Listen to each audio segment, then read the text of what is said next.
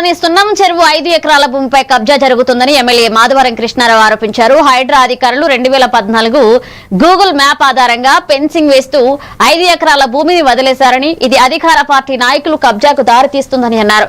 ఇక మాజీ మంత్రి కేటీఆర్ సహకారంతో సున్నం, నల్ల అలాగే బోయిని, కాముని చెరువులను అభివృద్ధి చేశామని పేర్కొంటూ ప్రజల భూమిని రక్షించకపోతే కోర్టు మరియు డిఓపిటిని ఆశ్రయిస్తామని ఆయన హెచ్చరించారు.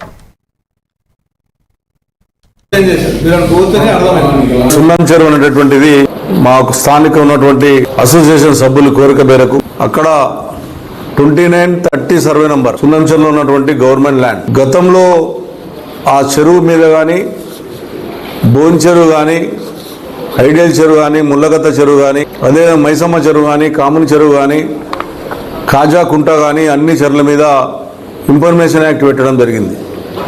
వాళ్ళు ఇచ్చిన ఆదేశ ప్రకారమే అన్ని చెర్లను ఆ రోజుల్లో 17లో ఇంకా కొన్ని రోజులు ఉంటే కబ్జాలు అయిపోతాయి, అన్యాయంగా అవుతుందని చెప్పి అన్ని చెర్లకు ఫినిషింగ్ కోట్ల రూపాయలు పెట్టి అప్పుడు నేను కేటీ రామారావు దగ్గరికి వెళ్ళి డబ్బులు రిలీజ్ చేసుకొని ఫినిషింగ్ వేసి, అదేవిధంగా కామన్ చెరువు డెవలప్ చేయడం, ముళ్ళగద్దెల చెరువు డెవలప్ చేయడం, కోనేర్లు కట్టడం, పటేల్ కాజాకుంట 8 ఎకరాల 36 గుంటలు ఉంటే కబ్జా అయిందంటే దాన్ని కూడా ఫినిషింగ్ చేయడం, ఇవన్నీ చేశాం. అనిపించింది ఆ రోజు.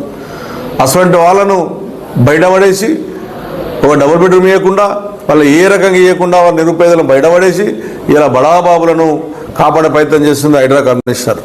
2 మరణా పేరు కిందనే ఈ చెర్ల మీద ఇన్ఫర్మేషన్ ప్రతి ఇచ్చిన, ఏ చెర్ల ఎంత ఉందన్నది కూడా ఇచ్చిన.